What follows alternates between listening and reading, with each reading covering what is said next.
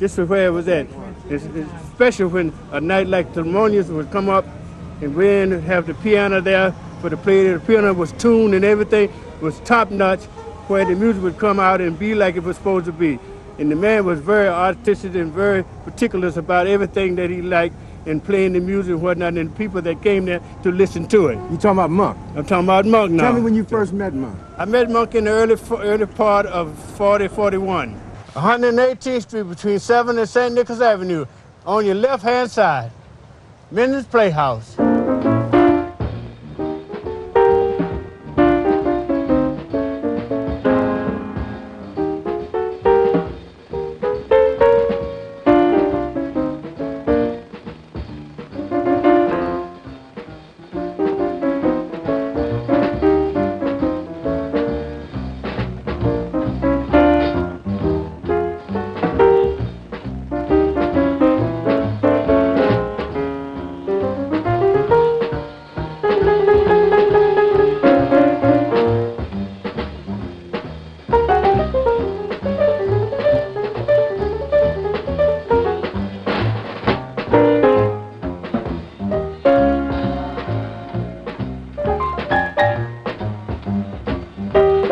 His melodies were beautiful.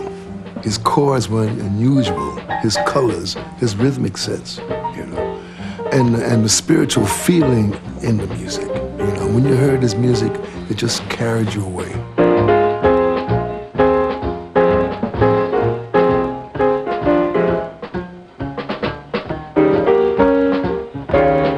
The most difficult thing about Monk in the studio was a combination of his perfectionism and his really basic, I think, inability to understand what the hell was supposed to be so difficult about his music. You know, the attitude that he understood it, why couldn't you?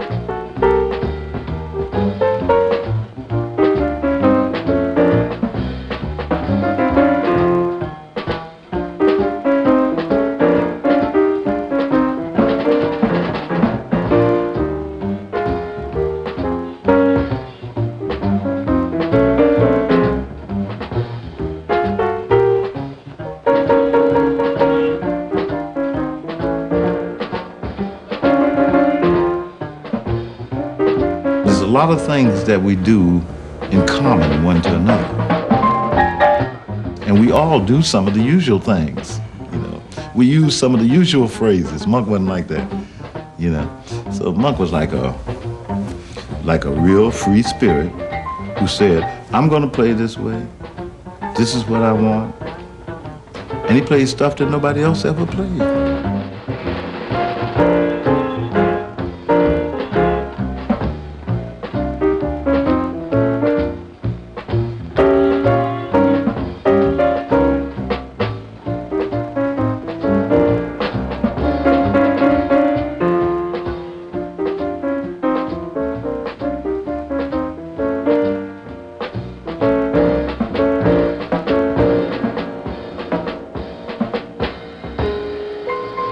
He was a rebellious spirit, and probably one of the few people who really stuck to their gun and got what he wanted out of what he wanted to do. You know, there's very few people who make it doing what they want to do. Monk went through a period of not making it, but he still was Monk. When he made it, he still was Monk. He epitomizes what a jazz musician is supposed to be. He has a style which is instantly identifiable, whether it's in composition, whether it's in his playing, or whether it's someone playing along the lines of Thelonious Monk. It's a very personal approach to jazz. Everyone treated Thelonious special. I knew there was something special about this guy because he didn't quite act like all my uncles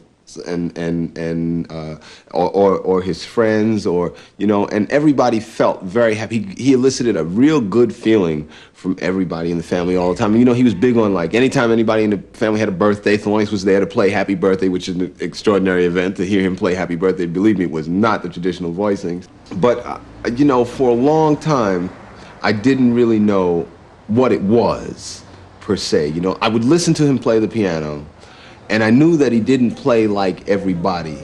In fact, Now, in retrospect, as I get older, I would have to say there was certainly a point when I was very young where I was rather distressed that it didn't seem like Dad was doing what everybody else who was a world-famous entertainer was doing. You know, it was like he was into his own thing.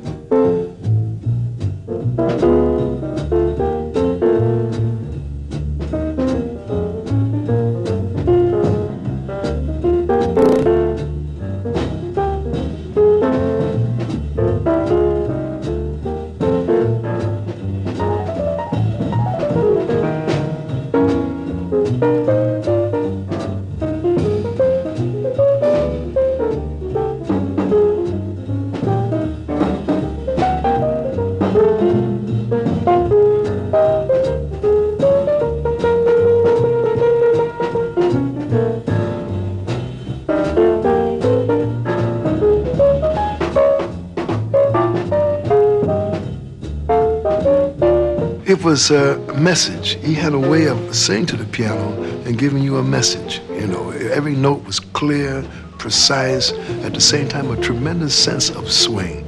And in addition to all of that, he showed me that all the values of our music are modern, like stride piano, for example.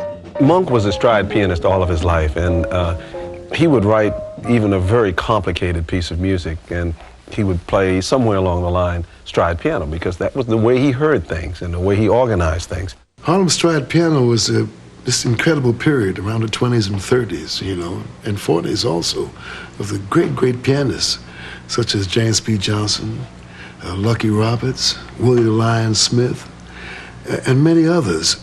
And they would play a lot of rent parties, you know, and the piano became like a total orchestra, and they would play for dancing. And James P. Johnson, ironically, he lived in San Juan Hill in the same area as Monk, you know. And James P. was one of our really master pianists. And they all went into stride, and stride was just a wonderful way for pianists to swing. I like stride.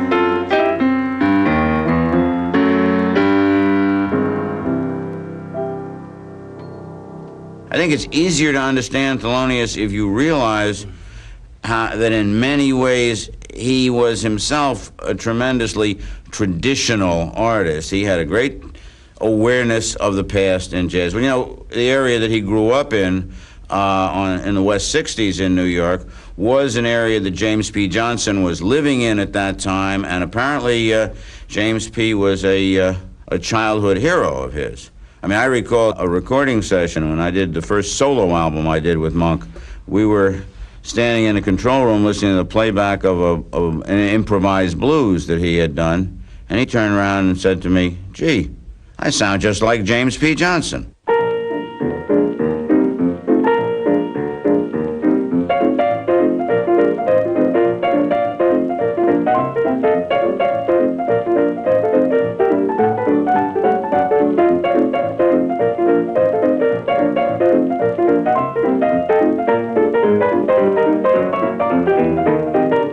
And for me, Thelonious was wonderful because he put the traditional and modern and put it together.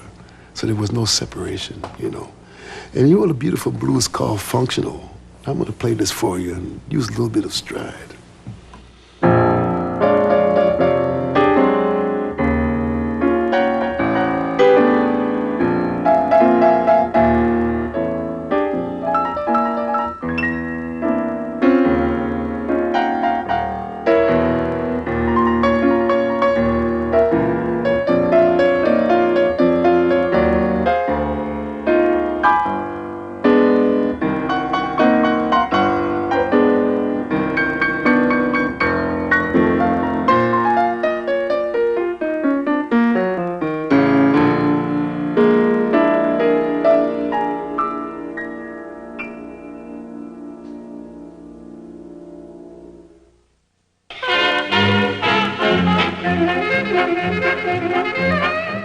first moved there was 1922, summer, right? So there were houses on both sides of 63rd Street. In fact, all the way up, like where they have Lincoln Center now, there were houses on both sides of the street all the way up to Central Park West. And most people were from the West Indies, and we were about the only Americans when we first moved over here. And since our name was Monk, they thought we were West Indian too. And then they found out that we weren't, you know. And his mother was a Jehovah's Witness, and she was very, very close to a number of the ladies in the community, and Thelonious was very, very close to his mother. And although she came from Carolina, I think a lot of her influences in later life, the influences that affected Thelonious, because he came here when he was 3, came from those friends that his mother had, who were from, whose origins were in the various islands in the Caribbean. Most of the West Indians you find, the children have to play something or do something. So most of them either play the piano or the violin. So in that atmosphere, my mother said I had to take piano, and Thelonious, he didn't want to play the violin, so he had to play the trumpet. So I took piano lessons, he took trumpet lessons. But they found out he used to have bronchial trouble, you know, cold in the chest so much. And the music teacher told my mother that he shouldn't play the trumpet because it was affecting, you know, his blowing. And he got interested in the piano. So my brother would start playing, and he found out he could pick up any tune that came along, you know, without the music. So my mother said that if he was going to play, he should learn how to play the right way. So the teacher who was teaching me, which I didn't like piano lessons, he started teaching my brother in my place, so he took lessons there. There was a strong tradition of education. There was a strong tradition of religion involved in those things. There was a strong structure for respect and authority for elders and those kind of things, and those values were very, very important to Thelonious, and I think it had an overall influence on the way he went about his job in his music, which was very workmanlike fashion.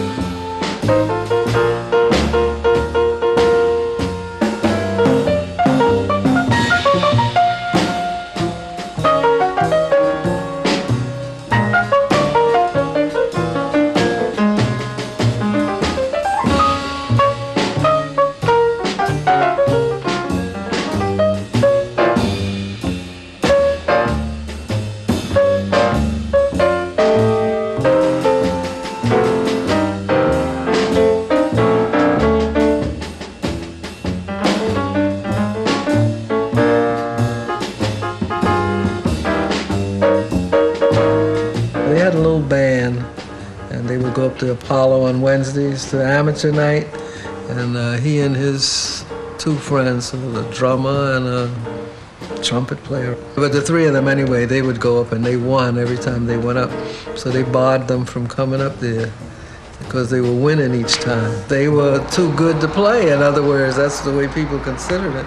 Then he played other places. They just had gigs where they played different places. And then some preacher woman he went away with, she needed some musicians to go with her, you know, to accompany her when she was doing her healing and preaching. And she came and asked my mother and the other kids' mother if they could go, because they were underage, so they had to sign for them. And they went away. So she needed these musicians, you know, they bring the people in, they play good music, and people follow music. And so they upped her business, and they were really helped too, because by going away and listening to different music and meeting different people, they became better musicians. And then from there, you know, he got to know people, and then he was going up to Minton's. He used to go in there and sit in and play and listen until they finally had him. He was the piano player up there. When you came in, the bar was here. It was a fairly big bar, but you could hear the music, which was back here. And it was set up so that you had tables all over the place. So you could eat, you could get sandwiches and stuff as well as drinks. And then as you came back this way, there was a kind of a dance floor, which I guess, if memory serves correctly, must have been about in here somewhere, because the tables were pretty much on the walls, and the bandstand, as I remember, was maybe about that high, maybe, because you had to go up steps to get on the bandstand. And this was the hippest crowd in New York. I mean, these people really listened to the music. You had pimps and hustlers and people in the business, but you also had a lot of just sheer jazz fans. And I mean, these are people that knew that the music that they heard here was more often than not on the cutting edge.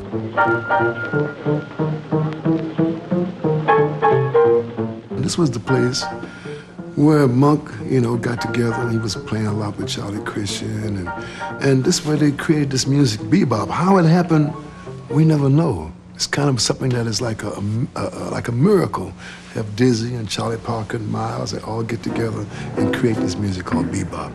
But Monk, he seemed to have been that central figure.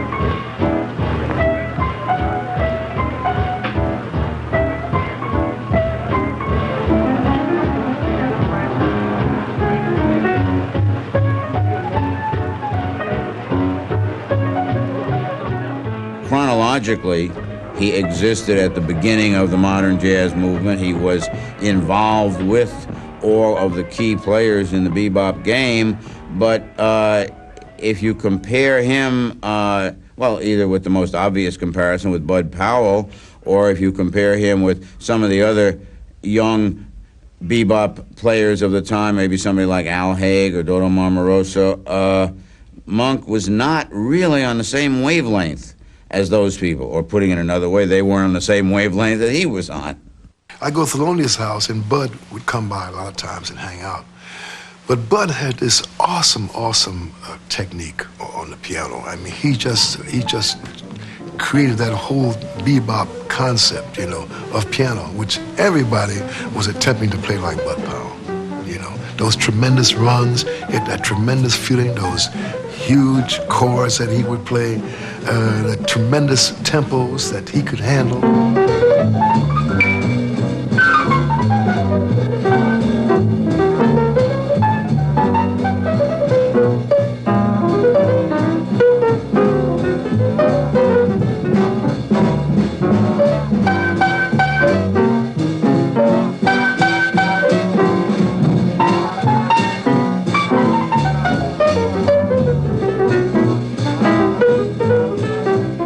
Thelonious was just like the opposite of that. Thelonious, he could take like one note, you know, and give you a message. He just could take one note. You take an octave and just take an octave. Like Thelonious is a good example of that, you know. And he could do that.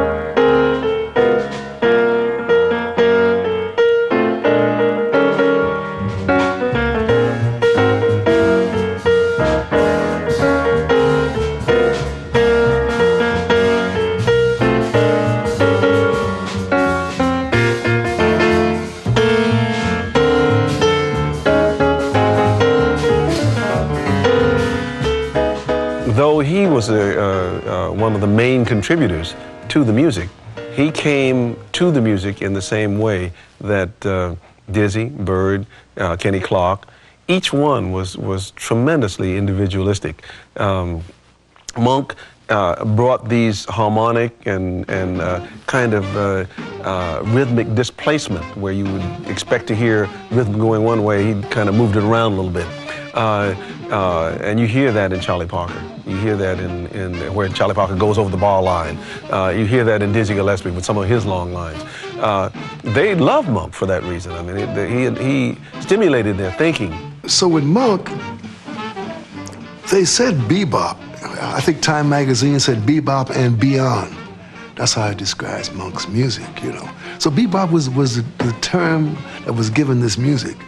Although everybody played a little bit different. You know, Monk played a certain way, Bud Powell played a certain way, Herbie Nichols played a certain way, Miles Davis played a certain way, Fats Navarro played a certain way. But it was called bebop, but in a way, everybody had their own individual expression.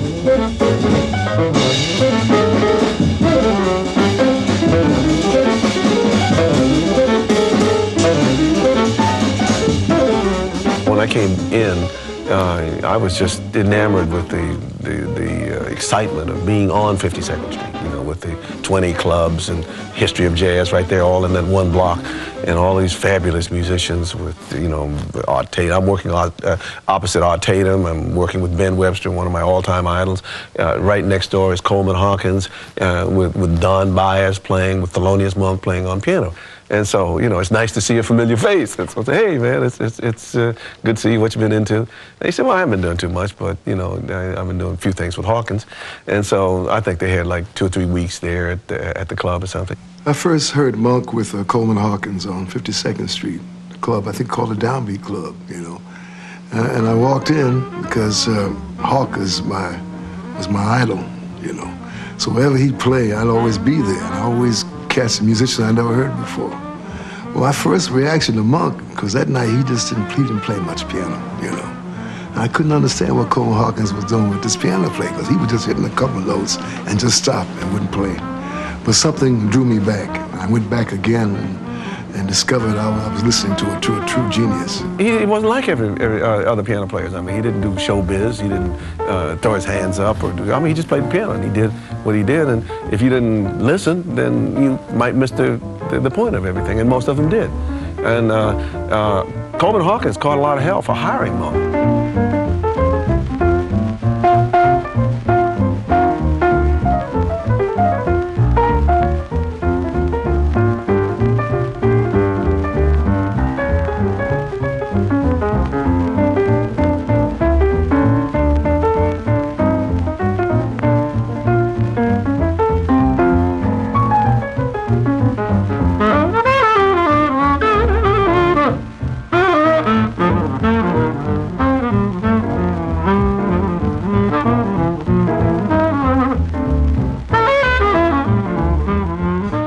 Resistance that he got creatively and artistically came from the media and from the critique side, which has nothing to do with the music. I think he always felt a little bit maligned that he was considered outside of the mainstream, because I mean, if there was ever a mainstream guy, Thelonious was mainstream. All you have to do is listen to the compositions that he chose to perform, even early in his career. He was picking compositions by Berlin and by Cole Porter and Duke Ellington and those people, you know, and if you listen to his playing stylistically, Art Tatum, Willie the Lion Smith, Duke Ellington, all those people prop up so prominently, and that's why those guys knew exactly who he was and exactly what he was doing.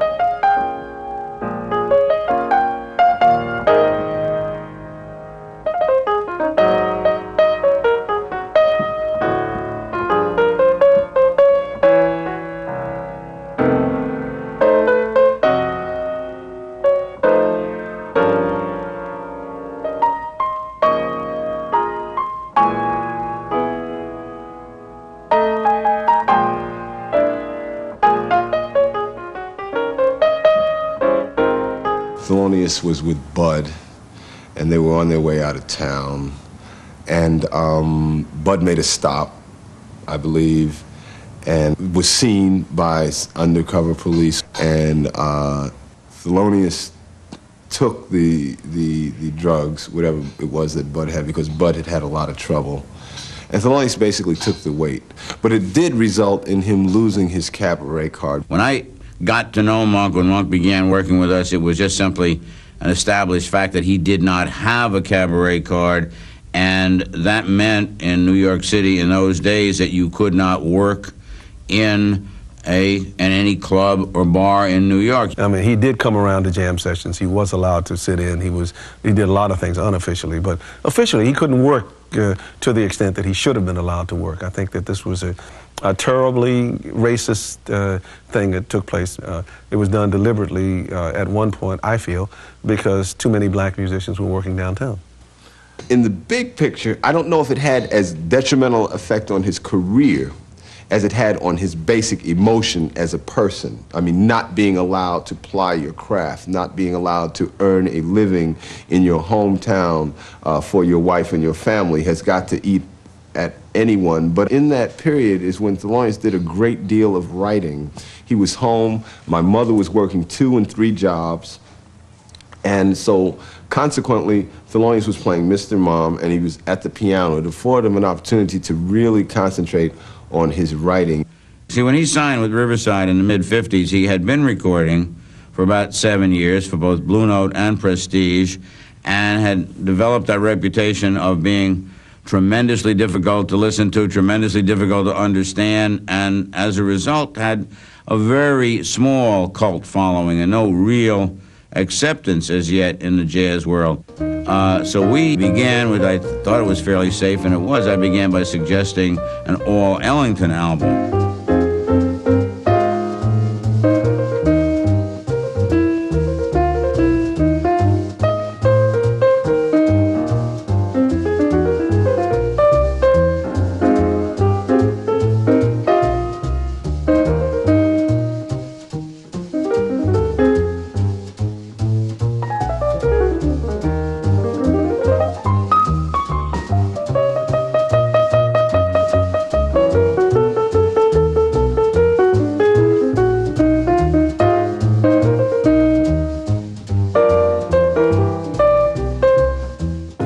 Another trio album involving standards, and then I guess we felt that we and the world were ready to tackle Monk playing his own material with horns, and that was the third Riverside album was the Brilliant Corners album with Sonny Rollins, which is the first Monk album for me that made a big splash.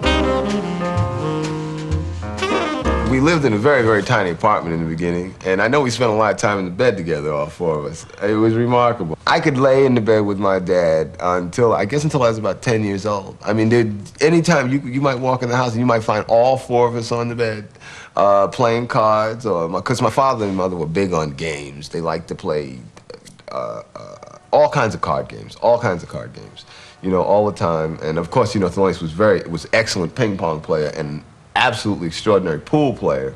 So he was big on games. He liked that competitive little thing. But we played games a lot. But it was we were very, very close-knit family. You know, Thelonious took me and my mother and my sister out on the road with him a lot, you know, in the latter years. He really liked that. My mother always. And now when I think about it in retrospect, I know he was going through great changes to make it possible for us to do these things because he wasn't making that much money.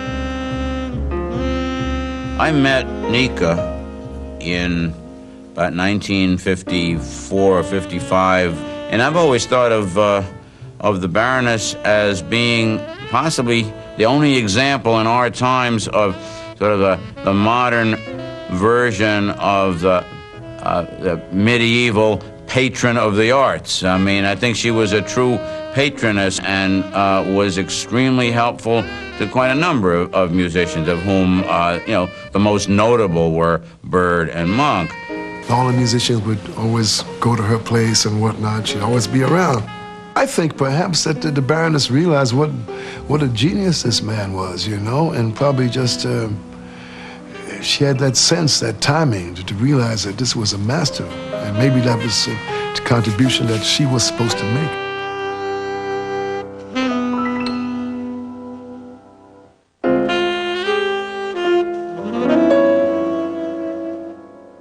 The Spot was kind of a unique place. It was just an ordinary bar near 5th Street and 3rd Avenue, and it had an upright piano originally. In fact, the first time they got a grand piano was when Monk came in.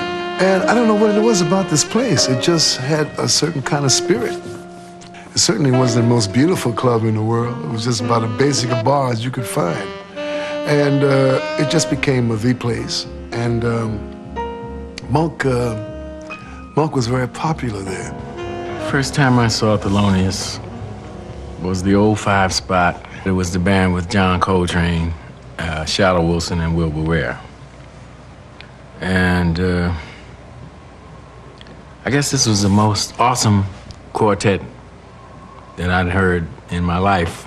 Going there from 9 to 4 every night that they worked. I was sitting in there or standing outside listening to 4 great musicians. Really fantastic for me. And Monk's music was such a challenge for John Coltrane. And he could take it to another sphere. As you know, Train was incredible. And here the two of them together down the 5 Spot, oh, it was awesome, awesome. Because Monk would just feed you them funny chords, you know, and give you all that space. And Train would fill that space up with all kinds of stuff. So it was a natural marriage between the two. Natural.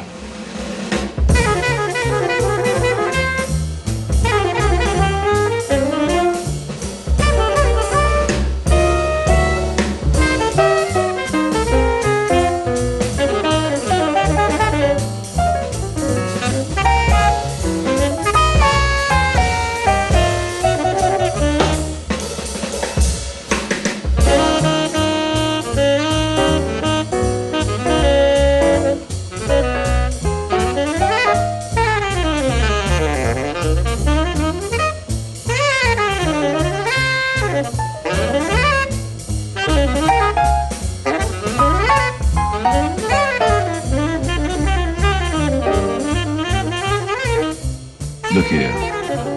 Coltrane practiced Monk tunes. Sonny Rollins practiced Monk tunes, and they practiced these tunes. They practiced playing these songs. You did not you did not necessarily come up and look at some Monk changes and play the song. You know, see, Monk was that kind of way, period, man. I tell you, it's a song Monk played. It's an old standard Monk played called Lulu's Back in Town.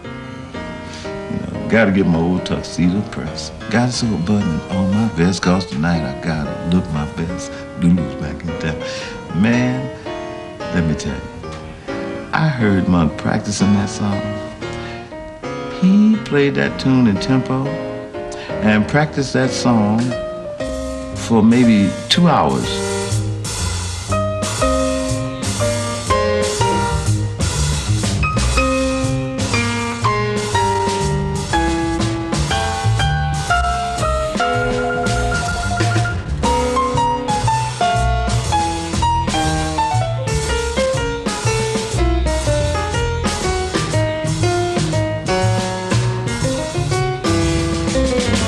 The average pianist, I doubt if there's a pianist. I know myself, if you could sit and play a tune yourself in tempo and do it for an hour, I don't think there are too many cats that can do it. You know, so he was very special that way.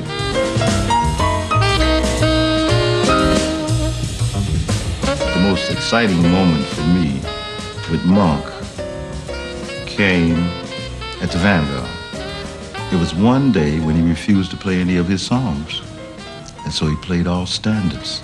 And then, that's when one really knew the truth about Monk then. What was it? See, it didn't matter what Monk played. I saw Monk sit down at the piano and read a sheet of music, note for note, and that sounded like Monk. You see?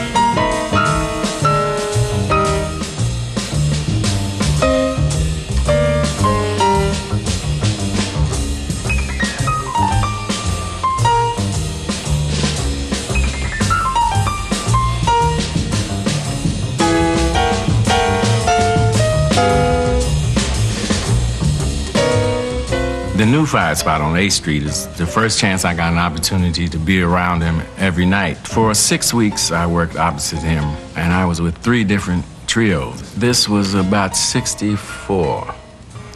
So Thelonious came in the room after the 3rd week he was there. No, 6th week we were there, the last week.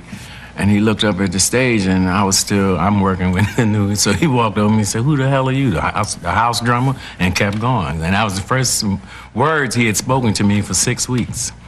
So that Monday, we closed on Sunday, and that Monday, I got a phone call about 8 in the morning saying, "We'd like you to come down to Columbia because Mr. Monk is recording, and we'd like you to come down." I hung up. So the phone rang again, and he said, "Oh, this is no joke. We're down here at Columbia Studio waiting for you."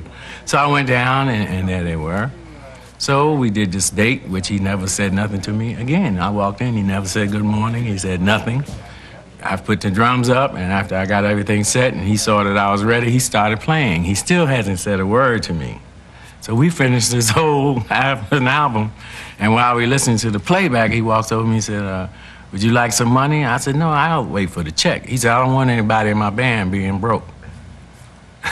So I said, "In your band?" He said, "Yes, do you have your passport ready?" I said, "No." He said, "Well, we're leaving Friday." And I was in the band.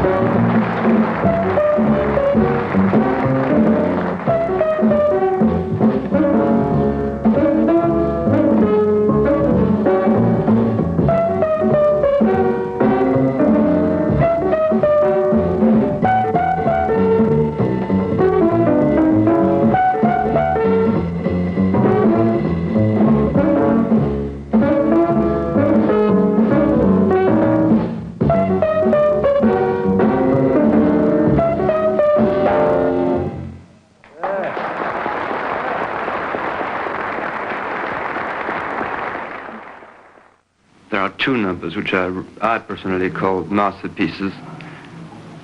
Et ce sont Roundabout Midnight et Crepuscule with Nelly. Nous avons demandé à Monk laquelle de toutes ces compositions il considère la meilleure. I don't know. I haven't really rated them. I mean, within my mind. Well, then, which is the one you like best to play? I like all of them. Non, il ne sait pas laquelle est la meilleure, et il ne sait pas laquelle il préfère jouer non plus. I mean, they're all good. Well, I expect them to be a certain standard, unless before I let anybody hear it. You mean everything you write is stamped with genius? I don't know about that. No, because I'm cornering you. He was very witty and a very sensitive person, and in a way, for me, I believe that's why a lot of times he gave you these different airs and these different little gestures that he would do, because he didn't want you to get close to him, because of him being a very sensitive person. He was a very sensitive person. When I finally discovered Thelonious, I went to his house. After hearing him the second time, I went by, I asked him, could I come by to see him? And he said, yes. I went by his house. And I was in his house about 9 hours. I'll never forget this, because he had a picture of Billie Holiday in the ceiling. And he had a red light and a small piano. So, being a young musician, I started to ask him a lot of questions. He didn't answer any question at all. And I must have stayed there about maybe 1 hour asking him questions. He never said anything, you know. I stayed inside that room close to 9 hours, just with him. All of a sudden, it got very quiet, it got very silent. And finally, I said, well, Mr. Monk, thanks very much for inviting me. You know, I think I better leave, right? He said, okay, come by and see me again. And I left, and I was completely perplexed, see. When I went back to see him again a month later, he played the piano almost 2 or 3 hours for me. Then I realized, because I've done a lot of reading of Sufism and mysticism, and I realized in the ancient cultures, a lot of the masters, they communicate without words, you see. And Monk was a master of that.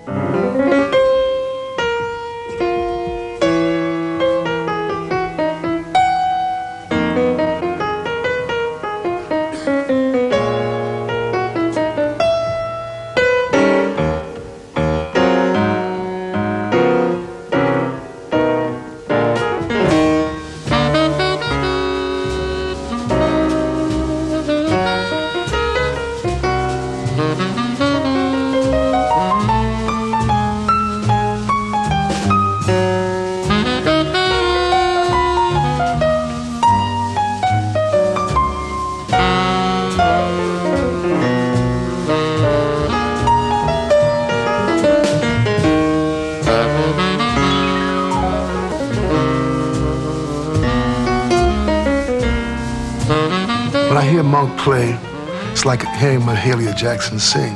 It's like hearing Billie Holiday sing. There's a certain quality when the music just reaches you someplace else. Not just the ears, but it reaches inside the spirit, you know. And that Round Midnight has that kind of quality.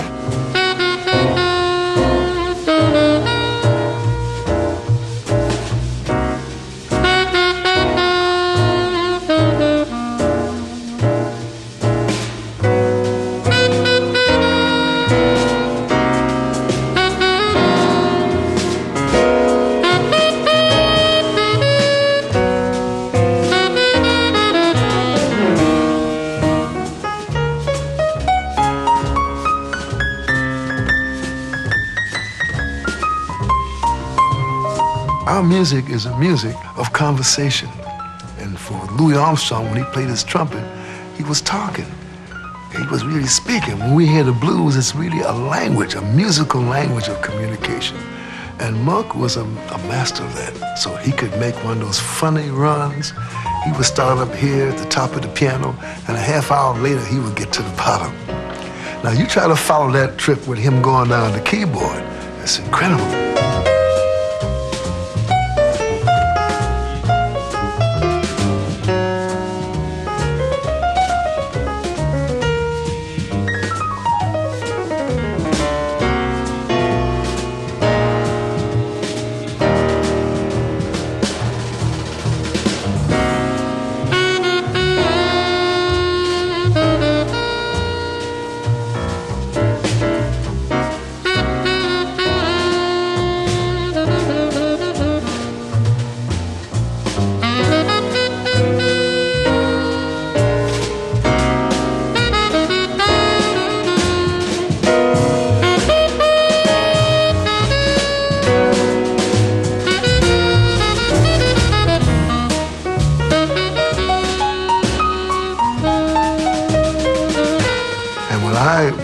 watched him and saw him and heard him, it was not just the melodies and the notes and the sounds and the colors, but it was a kind of a wonderful commitment, you know, that this is what I'm going to say. This is my music, and I'm going to keep doing that, you know.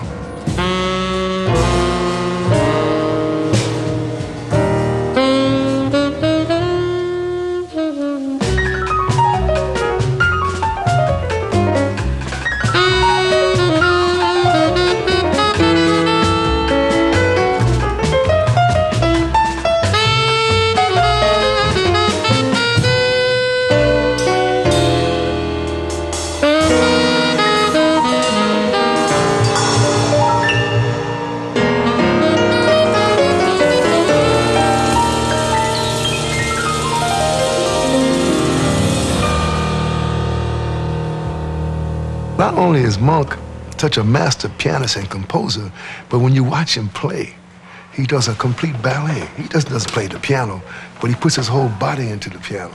And when Monk hits something up here, something down there, his whole body, so like it's a whole dance.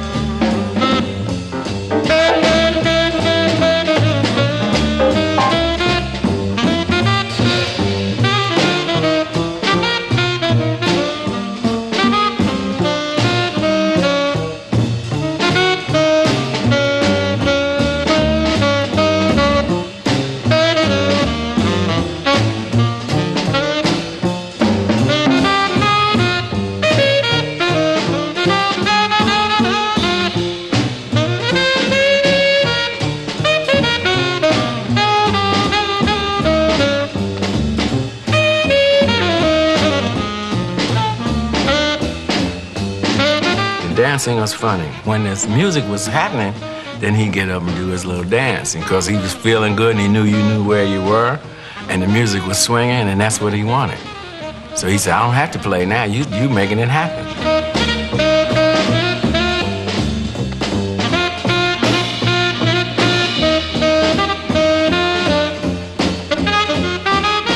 My association with jazz is at dance halls. You know, we gave dances. People danced to the music. When you went to the Bird, you was at a dance. When you went to hear anything, if you went to hear Stan Ken's band, it was at a dance. If you heard Duke Ellington's band, it was at a dance. So that dancing was part of the music. And I think Monk sort of knew this some kind of way, because Monk had his own little shuffle, and he'd get up and dance while Charlie Rouse played. And the minute Charlie Rouse stopped his solo, Monk was at the piano playing. That means instantly, right into it, you know, no pause, no. The dancing was a part of the piano playing.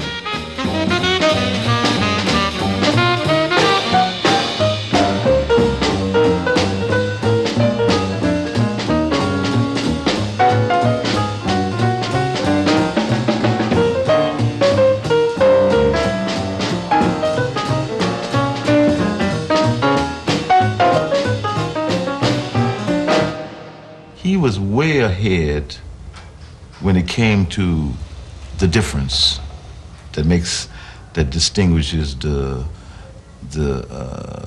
Van Gogh from the common, or distinguishes the greats, you know. And Monk was the great, you know. And how he learned it, I can't tell you. I don't know how a person could do it that early. You know, that was a genius. That's all. Genius is funny.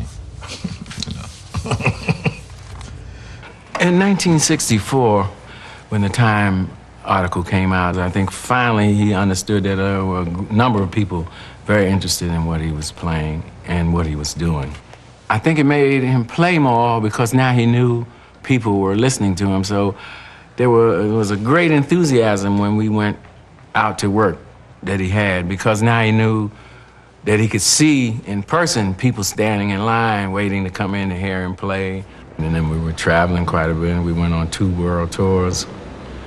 And things were really, really looking good.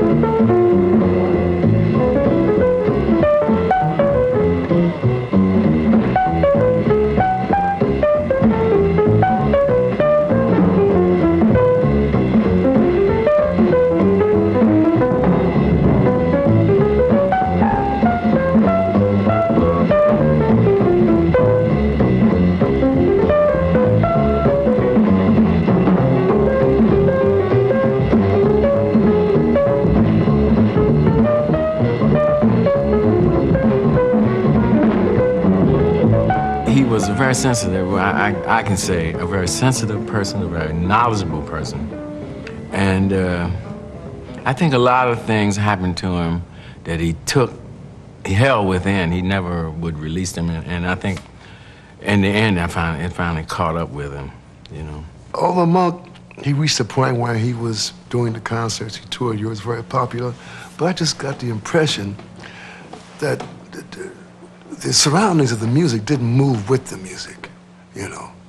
You see what I mean? You had this tremendous music, but they just weren't the places I felt that somebody like Monk should have had a place to play. It was fabulous. The best piano, the best conditions, best sound, everything, you know. And I felt it wasn't there. And I could be wrong, and I felt spiritually that he just shut the door and said, okay, I've given this much. And he gave a lot, you know. I said, okay, this is for you, you know. I've stopped. That's all. He just said he didn't feel like playing, so he stopped. You know, if he say something, he just say it, but he don't go into details to tell you why or anything. I guess he didn't know why himself when he didn't feel good. We went over to see him a few times, and he talked, walk around with us. He'd go out and take walks, but he didn't feel like playing or appearing in front of the public. He came out one time, I forgot when that was in the 70s or something, and played, but then he didn't come back again after that. I would go back to the fact that the group Sphere that I was involved with, well, our first album was a dedication to Thelonious. And the music that we wanted to play was his music, and we decided that maybe if this album was good enough, it would encourage him to return to playing again. But the day that we went in to record, he passed away that morning while we were in the studio, so he never had a chance to hear the music.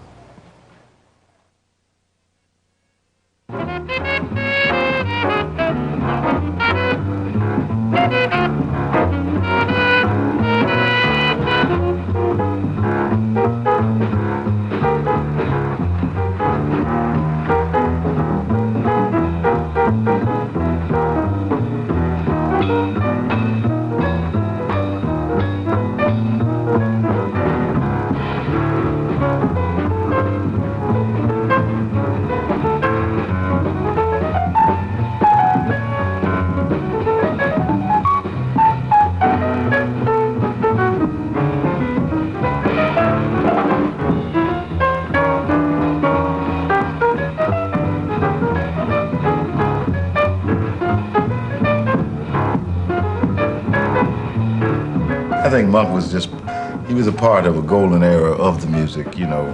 There was a golden era of the music, and I mean, like all golden eras, they come to an end. And so you have to go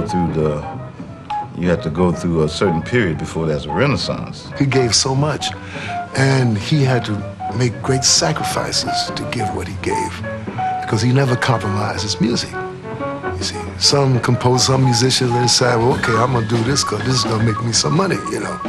But Monk was almost like a prophet. He was here for a reason. He was here to bring us all this beauty, all this love to the world. And he couldn't compromise. He didn't know how.